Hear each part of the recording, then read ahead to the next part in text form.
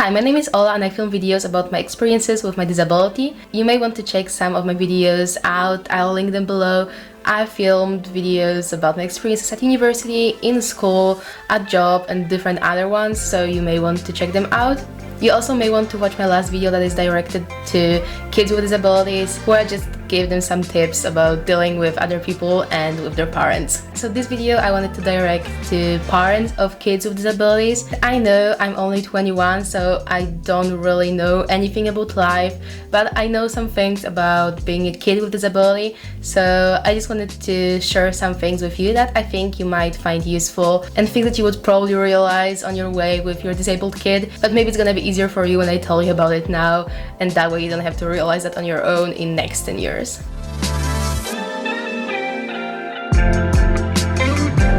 So first of all, I just wanted to tell you that I'm sure you're doing great, and I know that being a parent of a disabled kid is difficult. It's of course more difficult than being a parent of a kid without the disability, and I know that disabled kids bring a lot of work to the family, but we also bring a lot of joy to the family, at least I hope I did. So I'm sure you're doing amazing, and I'm sure you're an amazing parent and you really care about your child, but I just wanted to bring your attention to a few things that you may find helpful that your kid may just not be telling you because they may be too young or they just may be worried to tell you some things. But firstly, I wanted to tell you a really short story because my mom told me that a few years ago when I was moving abroad to university, but she said that when she bought our current house, she always thought that her and my dad are gonna build another house right next to ours on the other side of the street, because they thought that as I'm disabled and as doctors were telling me that I'm not going to walk ever in my life, I do walk,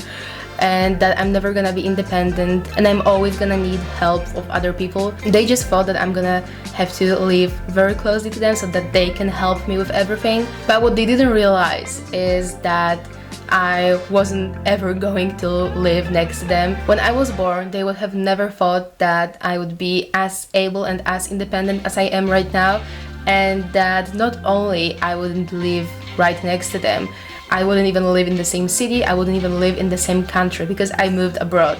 So I'm very, very far from my parents. They can't come to me every single day to help me, and they would have never thought that our lives would turn out this way. So I'm telling you this story only to let you know that your kid can and probably will surprise you as well with so many things throughout their whole life. And I'm filming this video only to tell you not to stop them from surprising you. Believe me when I say that your disabled kid is not afraid of anything. They're not afraid of trying new things. And the only thing that may be stopping them from doing that is your own fear.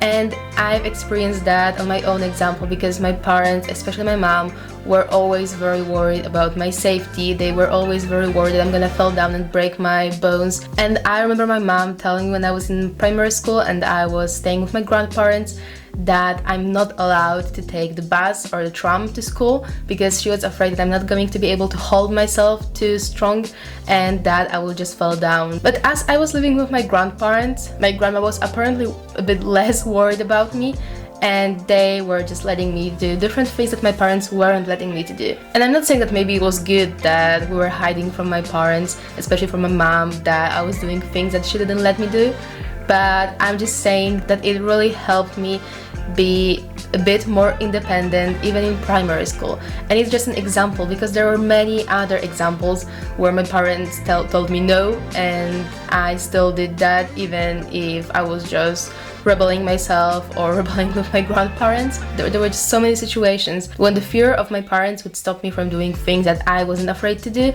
and I knew that I was able to do that. So what I'm trying to say is I'm asking you to treat your disabled kids the same way, or at least in a similar way as you would treat kids that are not disabled. Let your disabled kids be as independent as they possibly could be, because it's really gonna help them later in the future. The earlier they start doing things on their own, the earlier they're gonna be able to start their own lives.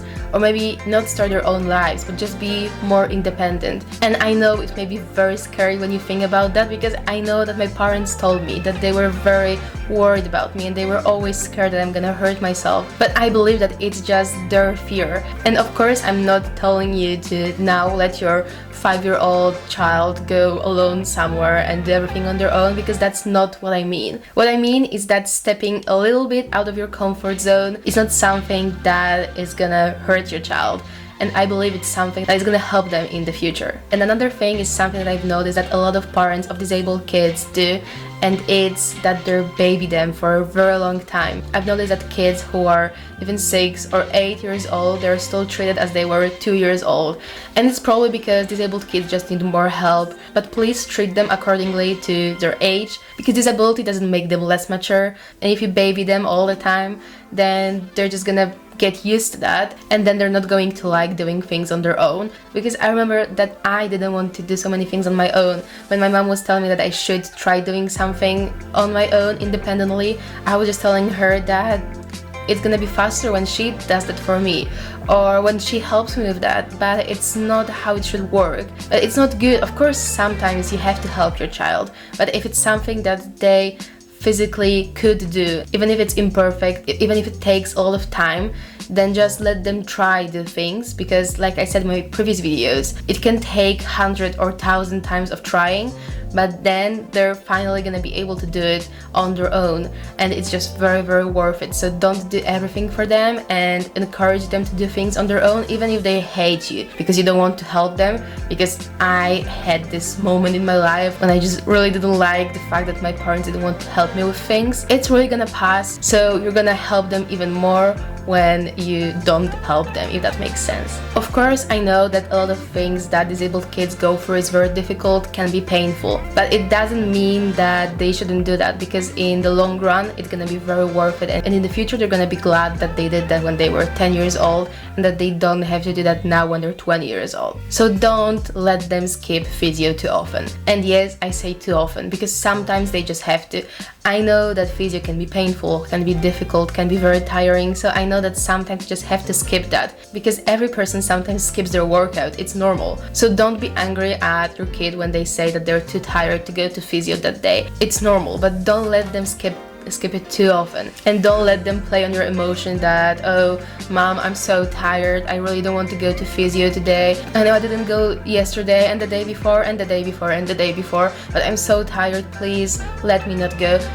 No, they have to go to physio, they have to do all of that, because if they don't, then they're gonna regret that later. But sometimes you just have to let them skip a day, because it's normal and everyone needs a break. But what's important is to trust your kids, because they are disabled ones and they know their body, even if they're 5 years old or 15 years old. They know what's best for them, and they know what hurts, they know if that helps, they know if they are able to do something or are not able to do something. And I know that they can use you being a good parent and listening to them and trusting them, and they can use that against you or against themselves, to be honest, because lying to you about their disability is just simply doing things against themselves. But please discuss things with them. Please trust them when they tell you that it hurts too much. Please discuss things that concern them and their body with them. I've had a few surgeries, and one of my surgeries was when I was 1 year old, so of course I couldn't say anything. But then my next surgery was when I was 11 and 12, so my parents asked me if I want this surgery, and of course they wanted this surgery, so the last word was theirs. But if I gave good arguments, then they would probably reconsider it if I really didn't want that. I was also told by the doctors that I could have another surgery for my feet, and it could be a surgery that could only change the looks of my feet. So my parents asked me, and they said that if I want the surgery, then we'll have the surgery. If I don't, then we won't.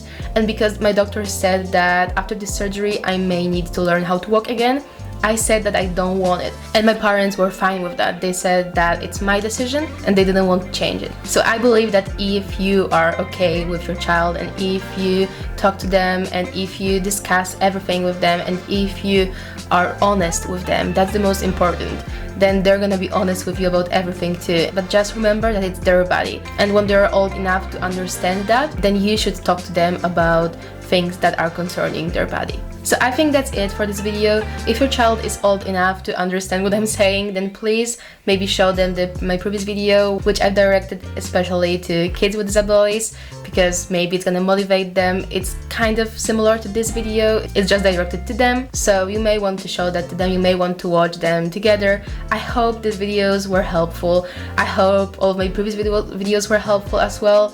Like I said, I'm gonna link them below if you want to check them out. They are probably a bit more insightful when it comes to my disability, and I really hope you like them and you find them useful.